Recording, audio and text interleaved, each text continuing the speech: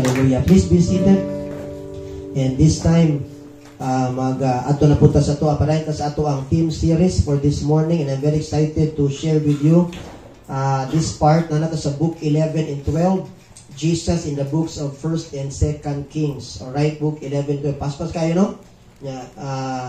Hantod ni sa tibok tuig na to, hantod na ni sa December before ta magsaulog sa to ika-6th anniversary.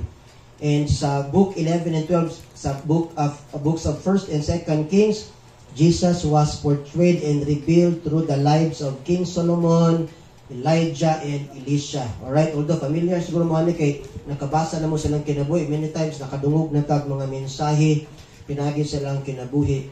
O ang naka-special lang ani kay makita nato, masing atong ginesgutan si King Solomon, si Elijah, si Elisha, pero makita nato si Kristo sa ilang kinabuhi. Amen ba? Huwag mo na pinaka-importante diya kay nasabta nato under the new covenant of grace, ang pinakabida diya atong mediator si Jesus, and that's why walay mensahe nga dili mo lead kay Jesus. And the message of grace will always lead us to Jesus. Alright? Dili sa atong kaugalingon, dili ni bisan kinsa, but then kay Jesus. So, ang tawag ani typology, nga even ang mga tao atong ginesgutan from the Old Testament, but they are all types, pictures of the Lord Jesus Christ. Ang tawag na typology. Alright? Nagahulagway, nag-reveal, mahitungod kang Ginoong Jesus. Sana ito na masabtan. Alright? Jesus was portrayed and revealed through the lives of King Solomon, Elijah, and Elisha. Now, for gamay background lang para masabtan nato, the books of 1st and 2nd Kings incorporate the end of David's reign. Kaya din napita kaninga books na human naman ang pag-reign ni David, right? Gikan kang kinsa gani ang first king sa Israel, King Saul. And then tungod sa iyang heart issues, na-remove siya, na demote siya sa iyang position, di pasok sa eksena si King David. And then muna ni ang last or end sa reign ni King David and his final days, and describe his son, ang nipuli na po si King Solomon o ang uban mga hari nga gisgutan din King Solomon's reign and his building of the temple. Also, they include the long line of kings who reigned after David, from Solomon to other kings who reigned in Israel. Isa di atong gibasa ganin sa atong prayer time, si King Hezekiah. Those kings who reigned under God's authority and remained faithful to the law experienced God's blessings. Alright? Today, we are blessed and highly favored. Ang tawag nato ana sa usag-usa, we are charito. Pakisulti sa imong katapag, we are charito. We are highly favored and blessed. Palapakan nato ang Ginoo. Hallelujah! Today, we are highly blessed and favored because Jesus followed all the demands of the law. Kaya kung imong tanawon, kung kita lay mo, kung ang balaod mo ay agdon sa tanan karon, basis atong kaluwasan, basis ato ang relasyon sa Ginoo, wag gyud makatuman nato bisag usa, ug di nato ma-enjoy ang mga privileges o mga spiritual blessings that we receive today, that we are experiencing today, kung wala gi-follow ni Jesus ang balaod. Amen ba?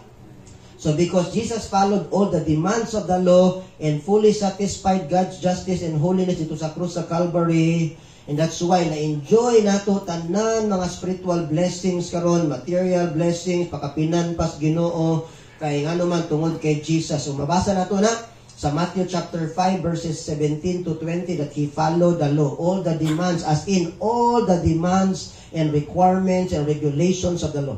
Galatians chapter 3 verse 10 to 14, he rescued us, he redeemed us from the curse of the law. Kay naitunglo sa balaod nato kay di lagi ta katuman. Pero si Jesus gi-redeem ta, giluwas ta, gi-save ta. Alright? Now, take note of this. But those kings, katong mga kings kaniadto who departed from the law, in the very presence of God, experienced God's curses, and as a direct consequence of not acknowledging the authority and supremacy of God over them. Kaya siyempre, mga hari lagi, ma-pride man, so feeling nila, wala sila nagkinahanglan sa tabang sa Ginoo, sa guidance, sa wisdom sa Ginoo. Kay naiuban mga hari sa Israel, sa unang awa, may nagkinahanglan o Ginoo. Kay hari, mami, kuya, mami, kaya na mo na diskartian. Ana ilang ang uban mga hari. Pero dili po tanan, kaya na may mga hari nga mga buutan po. Even sa atong time karon, every time we don't acknowledge the presence of God through the Holy Spirit in us, listen to this, and then we try to do things out of our own effort, strength, and knowledge, kanang kaugalingong paningkamot ba? What would be the results? Miserable nga kinabuhi o pagpuyo. Tama ba? Mupalpak ta, maulawan ta, masakitan ta, ma-frustrated ta, o mawala ta sa passing human as we are. Ang pangutana, ganahan ka ana. Ganahan ka maulawan, ganahan ka masakitan, ma-frustrated, mawala sa passing, ma-miserable yung kinabuhi. Of course, di ta ganahan na. Kaya ang normal og tarong nga tao, dili magud ganahan, di gusto mahimong miserable iyang kinabuhi. Amen ba? Pero testingi og buhat ang mga butang og bagay-bagay, pag-eskwela, pagtrabaho, tanan, pagnegosyo, apart from the presence, love, and grace of God, and you will see. Amen ba? Ano ato ang masabtan? Munang ingana kay importante nga motrabaho ta, modiskarte ta, muskwela ta, o buhaton nato ang mga bagay-bagay sa atong palibot nga uban ang presensya sa Ginoo. Amen ba? Sana ato na masabtan uban iyang gugma, uban iyang grasya. Kay kung wala lagi na, sigurado yun, miserable ang kinabuhi. Nya tested and proven na sa mga tao kaniadto in the past, even mga hari.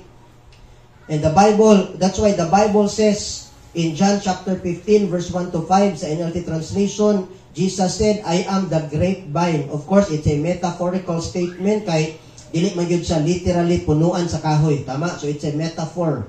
Alright? It's a metaphorical statement. And my Father is the what?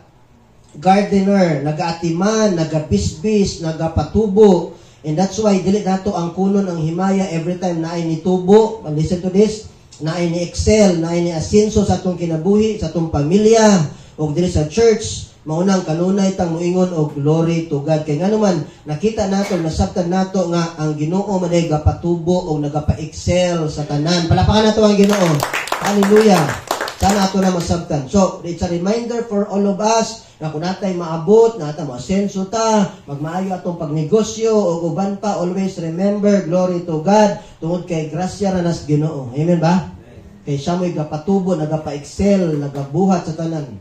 Sana ato na masabtan. O yun si Jesus, I am the grapevine, ako ang punuan. Unya ang branches, di na mutubo, di na mubunga kung wala siya nakakabit sa punuan. Sana ato ang masabtan. Verse 2, He cuts off every branch of mine that doesn't produce fruit. And He prunes, spiritual pruning, the branches that do bear fruit, so they will produce even more. Sama sa atong kinabuhi, sometimes God allows certain things to hurt us. Paminaw mayo ani. Ang tawag na spiritual pruning. Na mga times nga masuwayan ta, masukod atong pasensya, atong pagtuon. Na mga times God will allow certain things to hurt us, to embarrass us, and to measure our patience and faith for us to become more stronger, better, and maturing. Ang tawag na holistic pruning and purification sa grasya sa Ginoo. So kung mga times nga ginaalaw sa Ginoo nga kanang mabutang ta sa point ba nga masukod atong pagtuo, masukod atong pasensya, nya usay murag masuwayan ta, dapat pasalamatan dahil nato na kay ang balik ana sa tuam, the more ta maging stronger, more better person, maging best version of ourselves. Amen ba? Amen. Sa grasya sa Ginoo. Sana to na masabtan. Palapakan sa nato siya.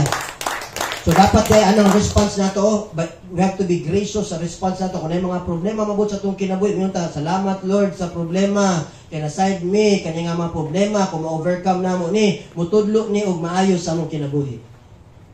Amen ba? Dili kay Lord, problema na po, sige na lang. Ano ba? Lahi ang response. It's a matter of perspective. Sana ato na masabtan. Kaya nakasabot man ta sa Romans chapter 8 verse 28 na all things work together for good to those who love God and called according to His purpose. So sana ato na masabtan. So how we respond is what really matters, my friend. Verse 3, you have already been pruned and purified by the message I have given you. So nagiday mensahe kanunay sa tanang sitwasyon, sa tanang panghitabo, o sa mga nagakahitabo sa itong kinabuhi. Kinahanglan lang yun ta maging sensitive o maminaw sa tingog sa Ginoo pinagi sa Holy Spirit sa itong kinasuluran. Amen ba? Sana ato na masabtan. And just make sure that you are sheep, karnero, not goat, dili ta kanding. Kay ang karnero ray familiar o makadungog sa tingog sa iyang shepherd, meaning legit nga Christian. Pero kitang tanan din, nanam kita'y Ginoo natin Jesus, right? So we are legit sheep, dili palapakan nato ang Ginoo. And because we are legit sheep, karnero, we are familiar with His voice and we can listen, we can hear His voice. Amen ba? Ang tiyog sa Ginoo. Kay remember this, ang mga karnero lay makadungog o familiar sa tingog ni Jesus. dili kanding. Kanding means mga non-believers ba. Pero kita nga nanadya kay Jesus, nanay Holy Spirit, familiar ta, makadungog ta. So tatanang mga panghitabo sa atong kinabuhi, we have to be sensitive enough nga makadungog pud ta sa tingog sa Ginoo kay naa may minsay ang Ginoo sa tanan. Sana ato anang masabtan. Alright? Verse 4, remain in me, pagpabilin ka na ako, and I will remain in you. And that's loyalty, faithfulness, and commitment. That's how loyal and faithful Jesus and committed Jesus is sa atong kinabuhi. For a branch cannot produce fruit if it is severed from the vine, tamatanggal siya. And you cannot be fruitful unless you remain in me. Alright? Kung sa literal pa nga punuan sa kahoy, di gina mamunga ang branch kung dili kung tanggalon siya sa iyang punuan. Pero kung magpabilin siya sa punuan, mo-produce na siya fruits ang mga sanga. Alright? Mo po na sa to ang kinabuhi spiritually, meaning it is Jesus. Bot pasabot nga, ingon si Jesus sa verse 5, yes, I am the vine, and you are the branches. Those who remain in me, and I in them will produce much fruit. Meaning, it is Jesus. Mo ito ang real doer, real performer, and producer through the Holy Spirit in us today. Dili kita mismo kay maayo ta, bright ta, madiskarte ta, o uban pa, but because of Jesus in us working in our midst. Amen ba? Palapakan nato ang Ginoo. Sana ato na masabtan. So kung nakahimo tag, nakatrabaho tag tarong, naka-perform tag maayo, naka-eskwela tag maayo, nakapasar tag sa pag-eskwela, o sa tanan nato mga ginabuhat, naka-negosyo ta, o uban pa, tungod na kay si Jesus mo'y naglihok sa atong kinasuluran. He is our real performer, He is our real producer, doer. Amen ba? Palapakan nato si Jesus. Sana ato na masabtan. Alright? Muna, ingon siya, apart from me, you can do nothing. Tinuod na ba? Apart from me, wala yung kay mabuhat. Ang si Jesus. Ug tinuod yun na, pamalandong irago na. Pagtisting og buhat o mga butang, nga walay labot si Jesus. And you will find out, you will see. Nawa yun ay, tinuod yun ay na. Sana ito na masabtan. Alright? So, klaro yun na. So, that's the message of grace. It will always lead us to Jesus. Kay pag makabuhat ng something, mingon din ta, Lord Jesus, thank you yung kayo. Kay ikaw ang namuhat, pinagi sa akong kinabuhi. Sana ito na masabtan, my friend. Alright? Kay mo man ay pinaka mensahe sa grasya, si Jesus yun ay kalunay bida, dili kita, dili si bisan kinsa, dili relihiyon, dili denominasyon, dili ang pastor, si Jesus ra, wa nay lain. Kay paglahi na gani ang bida, di na grasya, disgrasya na na. Sana ato na masabtan, dili ta mosundogan ang uban nga nagsandig lang gani og mga sikat nga mga tawo, kay dagko daw ilang mga simbahan, usog ni ron. Abot daw sila libo, kuyaw daw ilang discipleship processes, mga dato daw ilang mga membro. Kita, dato ta diya sa Ginoo. Amen ba? Sana ito na masabtan. Mao di ay wagas po ang pagtudlo, magwali, extreme of lessons of giving, kay dato lagi daw mga tao. That's why we have to be resilient. Importante po kayo ni. Tungod ni Ana, kay nakasandig silang kuyaw, ilang mga uyaw silang pagtanaw, mura na po sila Ginoo kung moasta, mo istorya, mo rebuke, mangorek, ug ang resulta usahay, daot ang relasyon, division, condemnation, not reconciliation and restoration, ug ang Diyos, wa mabayaw, mapasidunggan, ug mahimaya. Na mga tao nga, kana ganing, porket nakasandig lang sa presidente, uyaw na kayo, di ba? Nami manana, tama mali. Porket nakasandig lang sa presidente, kay backup ko, upan ko, sikang-sikang ko, uban ko. Uyaw na po kayo, mura na po sila presidente yun, di ba? Nami manana, nakasandig lang gani sa kuan, pulis niya, ang pulis, SPO1 na gani, SPO1 pa gani, nasamot ang mo, general. Uyaw na po kayo sila, tanawan ng uban mga, di man tanan ha, but reminders this na mga auxiliary, makita nga video na mga auxiliary, di ba, na mga auxiliary magban-uban sa mga pulis. Tanawa sila usay pag di mo sila ma-remind nga di gyud sila pulis, mura pud sila pulis muasta. Kay kauban lagi sa mga pulis, di ba? Of course, bata nang away sa mga auxiliary and CTTMO dire uban mga naka-men in uniform. We love you, we pray for you, we submit to you. But it's a reminder nga dili kinahanglan nga murag muasta ta nga murag tag something or somebody when we are nobody. Tungod kay apart from God, we are nobody and we are nothing. Amen ba? Sana ato ang masabtan. So ma-remind ta ba nga ang dapat din natong palakasan, sandigan ang Ginoo, dili si bisan kinsa. Amen? Sana ato na masabtan. Ako kanunay na ako na ginasulti mo. Sulti na ako na dito sa schoolganisay sa mga mga teachers, dapat palakasan nato ang Ginoo kay ang Ginoo may na-side sa tanan. Dili ang mga tao sa itong palibot. Alright? Kay ang mga posisyon, pwede man na bawion sa Ginoo gud. Di mo guna siya perminti na diha. Kaya, remember si King Saul, siya may hari, pero gi-remove man just Ginoo. So, God can do all things and no one can stop Him. That's the sovereignty of God. Ang atong mga presidents na to, after 6 years, mawala ra po na sila sa position. O kana mga sekretary niya, ang mga kana mga workers niya, kauban sa iya, mga wala ra po na sila gihapon niya. So muna nga, there's no such thing as sakrusang diri sa kalibutan. Meaning, sakrusang ka na bang, di ka matarog, di ka mag-end diri. Mabot ang panahon mo, end ra gihapon atong kinabuhi. Nga mubalik ta, matubang ra gihapon ta sa Ginoo. And that's why, karuhon nato nga, ang atong sandigan, si Jesus ra, siya atong Ginoo, ug tungod niya, nakabarog ta kanunay sa atubangan. Amen ba? Sana ato ana masabtan.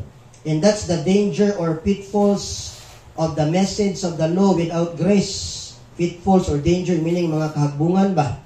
That the pitfalls of proud heart, number 2. Number 3, arrogant and pharisaical attitude. Mga kinaiya sa mga Pariseo kaniadto, feeling perfect, better, and holier than others, and the danger or pitfalls of attitude that focuses on the negative sides of others.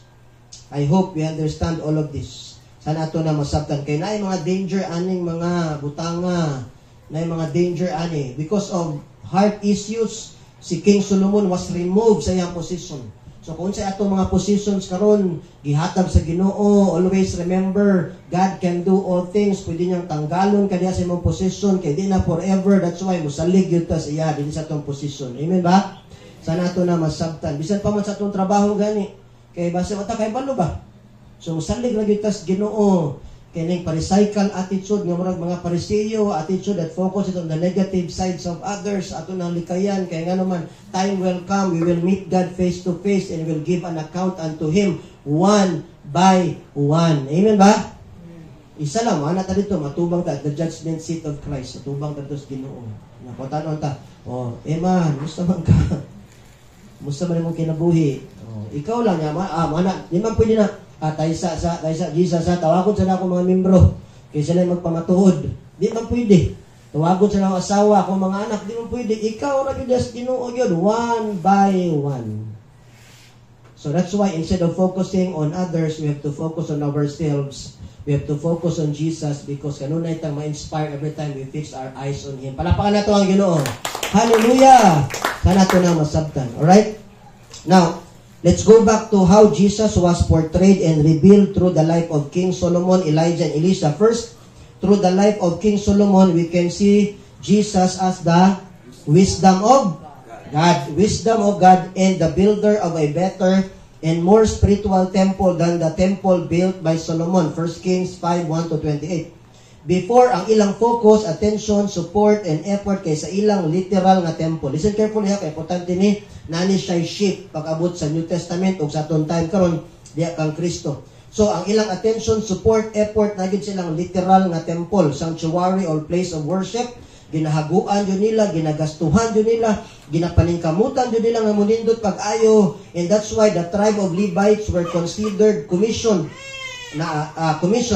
to take care and administer the temple. Kaysa 12 tribes, ang tribe of Levites mo na nag-administer, nag-take care sa templo. Alright? So wala sila mga trabaho yun, kaya ang ilang focus ang templo. Alright? Mo na diha gikan ang mga pari nila. Alright? Sa tribe of Levites. So they were commissioned to take care and administer the temple. Pero today, listen carefully, today, Jesus is our builder. Jesus is our founder of a better and spiritual temple. Ang simbahan, ang church, kita to. Amen ba? Kita, ecclesia in Greek, which means the group of believers or followers of Jesus saved by grace. So muna yung meaning sa church. So church is not the building, not the literal building, not the literal temple or synagogue, but us, all of us. Alright? Around the globe, around the world, nga naa, nagtuo, o nag-follow kay Jesus saved by grace. Kita ang gitawag og church or ecclesia. Makita na sa Matthew 16:18, Ephesians chapter 2, verse 4-9. So, the temple today is not the literal building itself, but all of us in Christ Jesus by faith. Amen ba? Sabtan na to? So, the ecclesia or church is not the building, but us. So, maunay atong suportahan. Amen ba? So, ang templo kita. Alright? Mga tao. So, maunay atong dapat suportahan. Maunay atong dapat pukusan at imanon. Ang nakanindot lang sa tuwa karon, listen to this, importante kayo ni, no need na paningkamutan nga munindot og mahimong katanggap-tanggap og takos sa atubangan sa Dios. Nga naman, kay katanggap-tanggap og takos ng daan. Wow, nga naman, ngano di man ta kinahanglan himuon nga kana bitong katanggap-tanggap og takos sa atubangan sa Ginoo. Kay gihimo naman tang takos og katanggap-tanggap sa atong langit ng Amahan tungod ni Jesus. Kay nga naman, gibalaan na ta, gimatarong na tang daan tungod ni Jesus, o ang iyang holy and righteous nature that was imparted unto us by faith. Sa 2 Corinthians chapter 5 verse 21, na imputed sa tua, ang iyang holy and righteous nature na isalin sa tua, na impart sa tua, because we put our full confidence and faith upon Him. And that's why, gibalaan ang tanaw sa tuwa sa Ginoo sa tong Heavenly Father karon, balaan, holy, righteous. Huwag mo na nakaatubang ta, makasimba ta kanunay, makaampo ta, makaduol ta kanunay sa iyang presensya. Palapakan na to ang Ginoo. Hallelujah. Sana ito na masabtan. And that is because of Jesus. Today in Christ, siya ang ato ang high priest. You see that? And mediator of the new covenant. Makita na sa Hebrews 4:14-16, 9:15, 1 Peter chapter 1 verse 15. And then we become, kay siya man itong high priest, we become the priesthood of believers. Importante kayo na. Makita na sa 1 Peter chapter 1 verse 9 to 10 that we become the priesthood of the believers. And many times, ako na yung gibanggit sa inyo ha, priesthood of the believers means we have the privilege to act as a priest. Alright? Kay sa una, ang mga pari, sila lang may maka-administer sa templo, sila rin makaduol, sila rin ay access sa Ginoo. Muna mga pari. Pero kita karon na napod tayo access, makaduol ta diretso sa Ginoo kay we are priesthood of the believers. Amen ba? Ana ato na masabtan. So di na kinahanglan mo agi patag mga tao. Ningon pata, pastor, padre, kuan sa ko, duol sa ko sa Ginoo. Di na kinahanglan. Ikaw mismo makadiretso ka sa Ginoo because you are part of the priesthood of the believers. Sana ato anang masabtan. And now, we have the privilege and opportunity to serve, to administer, to worship, and love God without hesitation, without fear and trembling, kay basig dili tatakos, but with confidence and boldness, sama sa mga pari kaniadto in the old covenant of law, nga sila lang pwede makapatong sa Holy of Holies, makaduol og nay access sa Ginoo. Pero kita karon makaduol na pud ta og natay access, makapresenta, kay ang mga makapresenta sa atong kaugalingon diya sa Ginoo sama sa mga pari kaniadto nga sila ray makapresent sa mga Israelita, especially kung masipyat sila. Mga pari lang, pero kita karon pwede na ta moduol sa diretso sa Ginoo anytime anywhere, makaduol ta. Amen ba? So bisag asa ta sa unsay ato na asa tang dapita mapadpad, pwede ta makaduol sa Ginoo kay natay access. Di na kinahanglan og internet, di na kinahanglan og wifi, di na kinahanglan og load o uban pa diha nga problema ta kay natas bukid, no. Makaduol ta ang Ginoo, di na kinahanglan og wifi na, diretso tas Ginoo. Yan ang mabati ato ang mga ginasulti. Alright? Unya, unsa pa? Today in Christ dili na para sa una nga murag ang mga pari lang pwede moduol sa Ginoo because God's throne of grace is always accessible and available to us today. So karon tungod kay Kristo, available na kanunay, accessible na kanunay ang trono sa grasya sa Ginoo sa atong tanan. And we are given 100% access to His divine presence, and therefore anytime, anywhere we can call and come to Him in prayer, and we can call Him Abba Father. Ephesians chapter 2 verse 18. Hallelujah. Og siya atong langitnong amahan karon. Ug muna nagbago ato ang identity, atong standing and position. Makita ko na sa Hebrews chapter 10 verses 1 to 19. Watay time magbasa sa tanang verses kay malangan mapud no. That's why ato lang ginabutang sa screen para makita sa mga tao, makita sa ato mga viewers online nga kanang wa talaga tumo diri. Nagagamit nagi bersikulo, and then diri ang ato ang main source of kanang ato ang mga messages diri gyud sa mensahe sa Ginoo. All right? And today in Christ we have the wisdom of God. Amen ba? Amen. Tungod kay Kristo, di sa imong kinabuhi karon to the Holy Spirit, na kay wisdom sa Ginoo. Alright? Because in Him, di kay Jesus is everything. So every time we come to Jesus and ask for wisdom, He will teach us all that we need to know. Amen ba? And there's no problem. I like this. There's no problem. There's no struggle. There's no difficulty that is too difficult for Him to resolve. Palapakan na ito ang Ginoo. Hallelujah! Huwag mo nang nasulbad ato mga problema. Amen ba? Kay walay imposible Ginoo, walay difficult nga struggle, problema nga di niya kayang sulbadon. Hallelujah! And because He is the wisdom of God. And when you are in Christ, when we are in Christ, we have the wisdom of God also. Amen ba? Sana ato na masabtan. Ato lang ng pangayoon. Hallelujah. Sana masabtan nato na mga isyon. Secondly, through the life of Prophet Elijah. Alright? Through the life of Prophet Elijah, we can see Jesus as the key to what? Unending provisions and wow! Unending provisions and supplies. Alright? Unya, through Jesus and through our faith in Him, adunay consistent supply of wisdom. Muna nakapasar mo, mga students, o wala ta nahutdan o mga pamaagi sa itong mga problema. Unya, tungod kay Jesus, adunay consistent supply of strength. Muna hangtod karon kusgan gihapon ta. Imagine, unending ang supply sa Ginoo ba sa wisdom, unending ang supply sa kusog. Muna hangtod karon kusgan buhi gihapon ta. Palapakan nato ang Ginoo. Amen ba?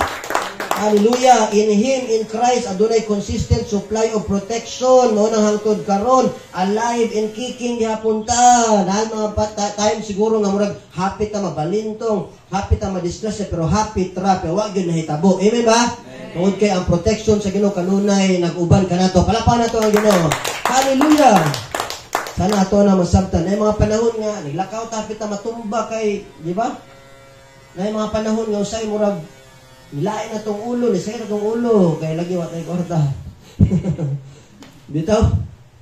Pero nya lately nakoy nabasa, nakoy nadungog nga kanang sa kuan siya ba vlog about sa health gyapon Nay naka dito ingon dito sa vlog nga ngano daw daghan kay mga tao nga kadalasan sa mga high blood o kaning mga uban pa may mga cardiovascular diseases, mga matay daw sa CR.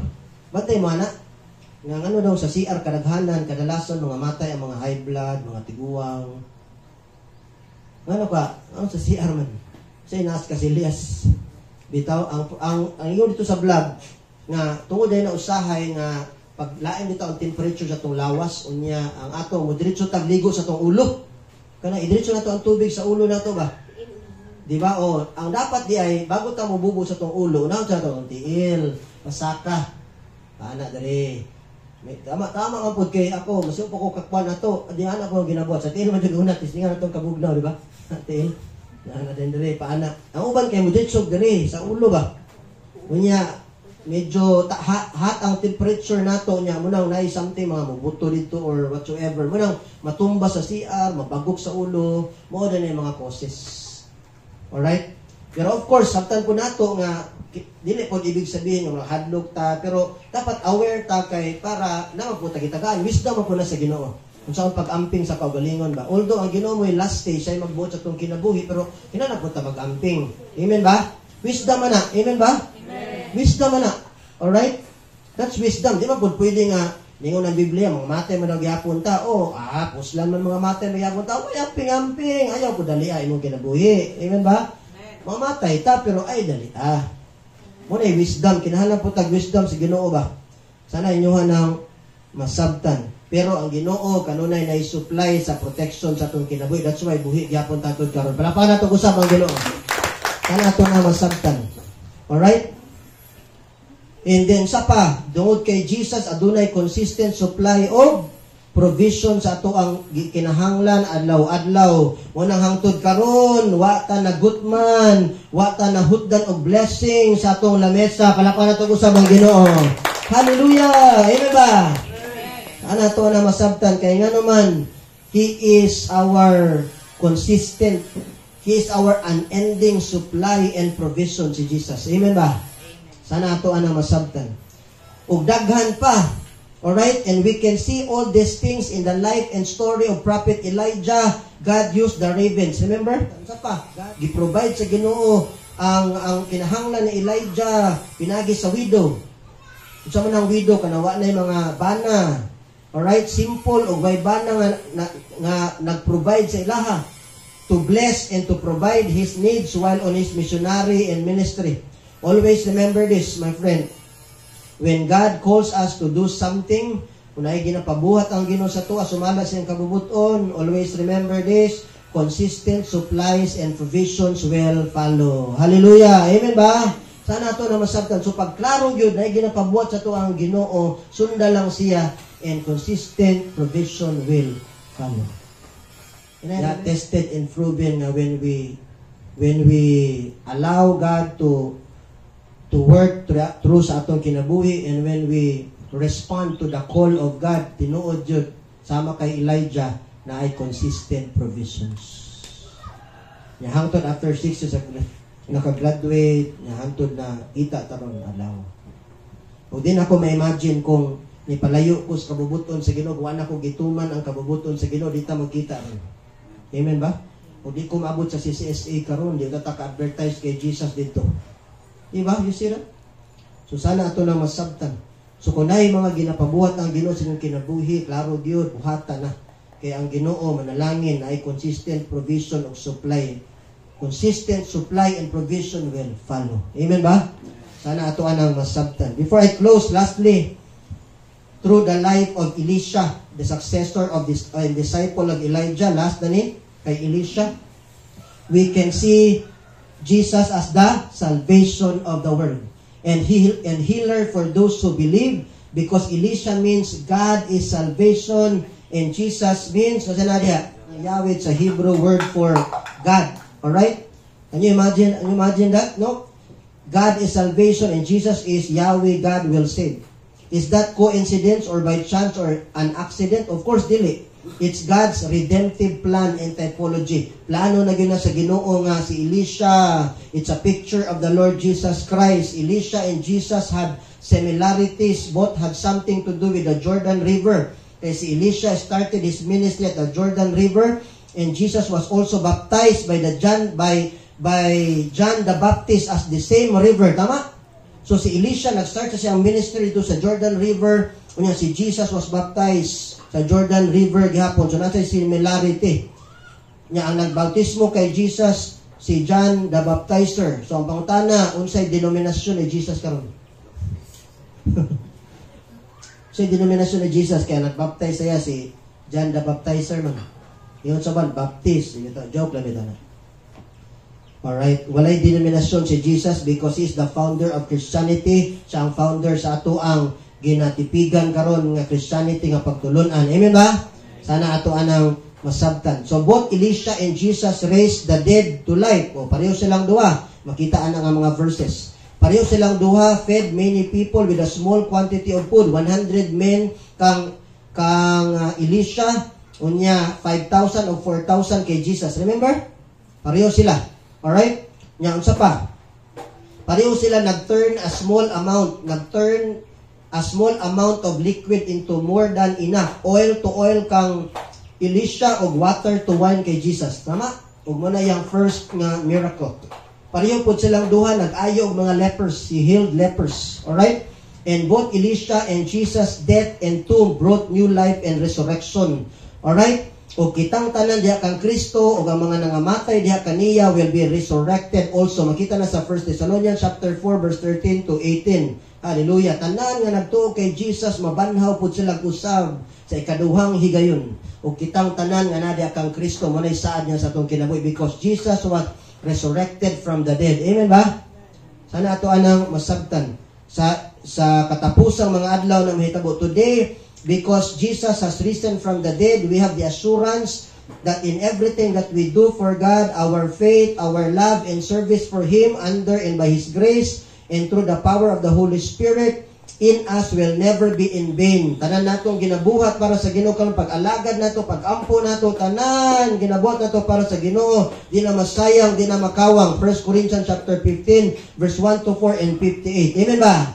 because He was risen from the dead. Tanan na itong ginabuhat para sa Ginoo. Of course, diya sa grasya, di daw na masayang, dili makawang, because Jesus was risen from the dead. Amen ba?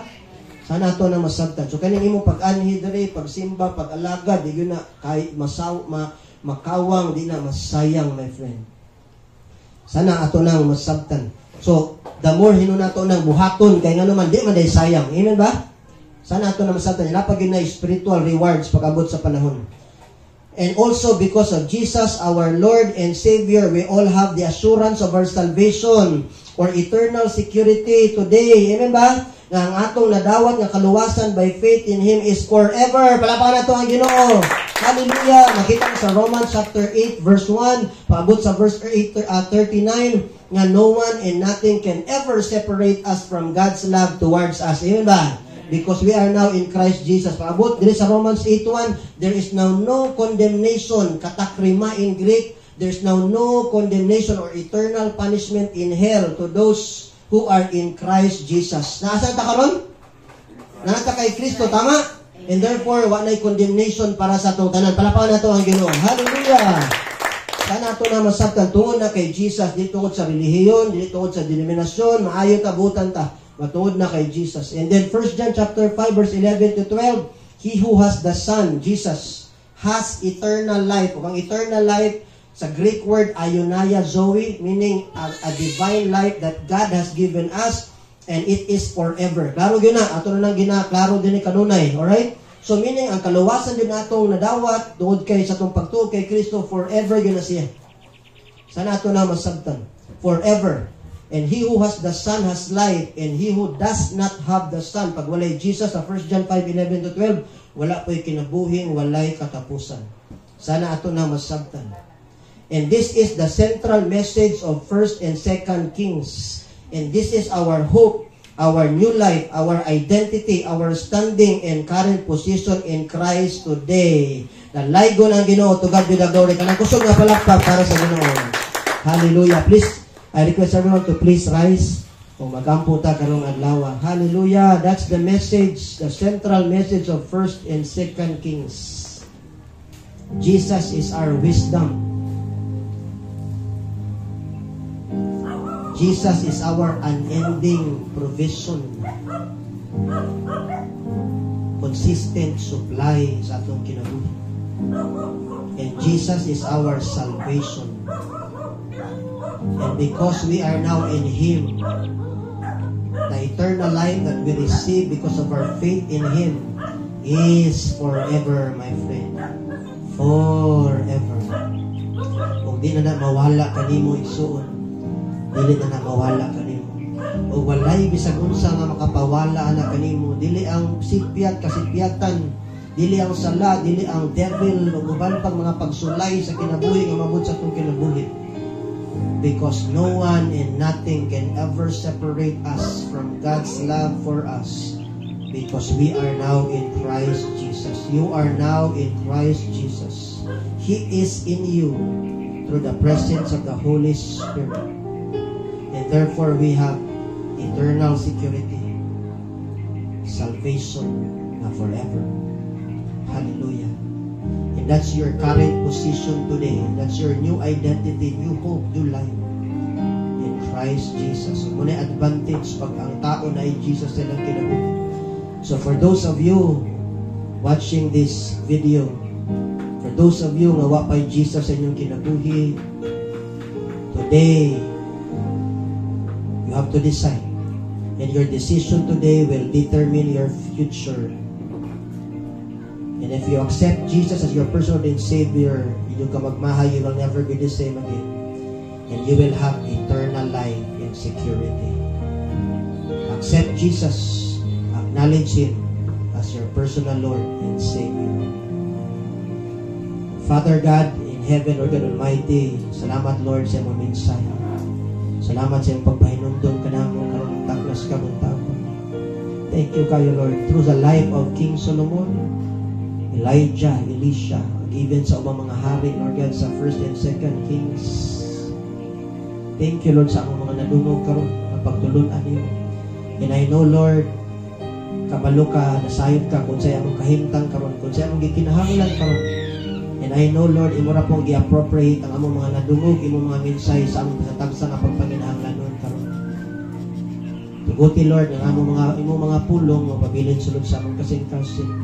Mutisok sa among kinasuluran, mubunga og maayong kinabuhi, maayong kinaiya, maayong pag-alagad, kung labaw sa tanan, maka-advertise me sa mga tao, sa among palibot, in every opportunity that you will give us, sa imong grasya o kaluoy sa among kinabuhi. Labi na ang kaluwasan nga among experience because of our faith in Jesus. Not in religion, not in denomination, but in you, Jesus, your Son, Father.